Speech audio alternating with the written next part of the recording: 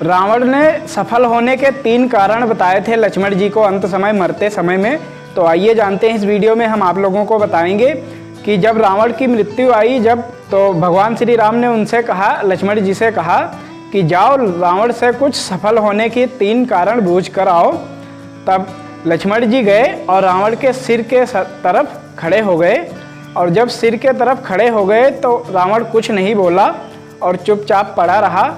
फिर जब परेशान होकर लक्ष्मण जी वापस आए तो श्री राम से कहा कि रावण तो कुछ बोल ही नहीं रहा, कुछ बता ही नहीं रहा।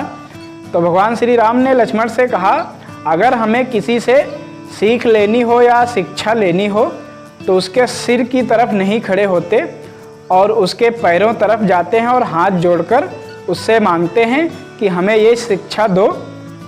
तब लक्ष्मण जी गए और रावण के पैरों तरफ खड़े हुए और हाथ जोड़कर कहने लगे कि हे प्रतापी रावण, मुझे सफल होने के 3 कारण बताइए। तब रावण ने पहला कारण बताया कि कभी किसी को छोटा या बड़ा समझना नहीं चाहिए, अपने शत्रु को सबसे कमज़ोर समझना नहीं चाहिए। यही मैंने श्री राम को सोचा और यही मेरी सबसे बड़ी भूल थी कि मैंने श्री राम को एक मनुष्य समझा, मानव समझा, इस कारण मेरी मृत्यु हुई। और दूसरी बात ये बताई कि शुभ कार्य में कभी देर नहीं करनी चाहिए, शुभ कार्य जो है वो जल्द से जल्द करना चाहिए और अशुभ कार्य को जितना देर तक टाल सको और टाल। और रावण ने लक्ष्मण जी से तीसरी बात ये बताई कि अपनी कमजोरी कभी किसी को बताना नहीं चाहिए, जैसे कि मैंने अपनी मृत्यु का राज विभीषण से बताया और विभीषण ने भगवान श्री राम को बता दिया, इस कारण मेरी मृत्यु हुई।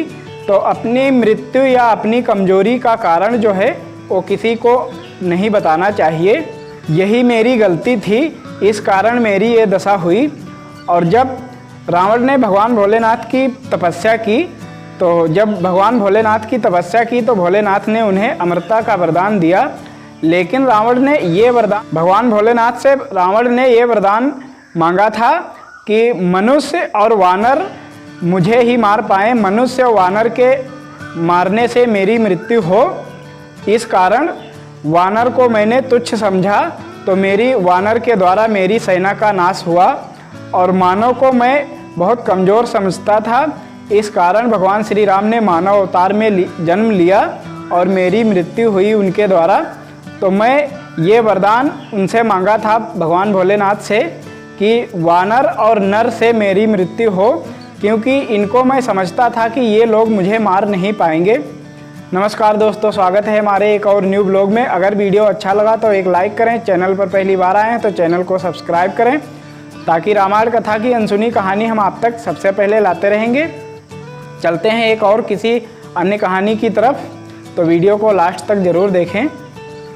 तो बरसाने में जो बांके बिहारी जी का मंदिर है, तो बरसाना आप लोग गए ही होंगे और बहुत लोग जाते हैं, लेकिन वहाँ बांके बिहारी जी का जो मंदिर है, भगवान श्री कृष्ण का और राधा जी का जो मंदिर है, तो उसके जो पर्दे हैं वो हर 5 मिनट बाद बंद क्यों कर दिए जाते हैं और हर 5 मिनट के लिए खोले जाते हैं, ऐसा क्यों है? तो एक बार राजस्थान का एक आदमी गया बांके बिहारी जी के दर्शन करने के लिए, और वो वहीं पर बैठा था। तो जब पुजारी जी ने पर्दा हटाया और बांके बिहारी जी के दर्शन किए, तो जो राजस्थान का आदमी था उसकी नज़रों में नज़रें मिलाकर बांके बिहारी जी से वो प्रार्थना करने लगा और रोने लगा। इस कारण बांके बिहारी जी की मूर्ति जो थी वो उस भक्त के साथ में ही चल दी, ऐसा माना जाता है, लोग कहते हैं। तो बरसाना में जो बांके बिहारी जी का मंदिर है, तो इसी कारण उसके जो पर्दा हैं वो 5 मिनट के लिए बंद होते हैं और 5 मिनट के ही लिए खुलते हैं, ताकि बांके बिहारी जी किसी भक्त से नज़रें ना मिला पाएँ, और उनके भक्ति के कारण वहाँ से माना जाता है कि उठकर चल देते हैं। तो अगर वीडियो अच्छा लगा हो तो लाइक ज़रूर करें, और मिलते हैं किसी अगले वीडियो में। कमेंट में हमें जय श्री राम ज़रूर लिखें और ये भी बताएं कि मैं अगली वीडियो किस टॉपिक पर बनाऊं। रावण ने मरते समय जो लक्ष्मण जी को 3 बातें बताई थी वो बहुत ही महत्वपूर्ण थी। उससे पहले रावण का जन्म हम आप लोगों को बताते हैं कि रावण ऋषि विश्वा का पुत्र था और वो महर्षि थे, लेकिन वो रावण राक्षस कैसे बना, इसकी कहानी भी हम आप लोगों को अगले वीडियो में बताएंगे। कि ऋषि विश्वा का पुत्र था और पुलिस्त का नाती था। जब रावण का जन्म हुआ तो वो रावण जो था वो जन्म से ही ब्राह्मण था और राक्षस, वो उसके शरीर में राक्षसी जो शक्तियाँ थी वो प्रवेश हो गई।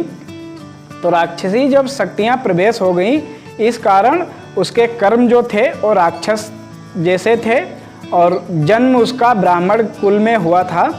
तो एक बार विभीषण और कुंभकर्ण और रावण ने भगवान ब्रह्मा जी की तपस्या की और तपस्या करके तीनों ने अमृत का वरदान मांगा था कि मैं अमर हो जाऊं।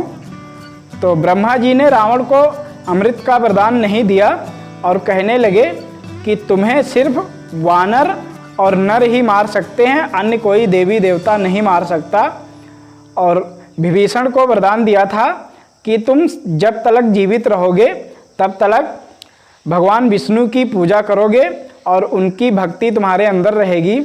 और कुंभकर्ण को वरदान दिया था कि कुंभकर्ण ने वरदान मांगा था कि मुझे इंद्रासन चाहिए, लेकिन माता सरस्वती के कहने पर कुंभकर्ण ने निंद्रासन मांग लिया। इस कारण वो 6 महीने सोता था और 6 महीने बाद एक दिन के लिए जागता था।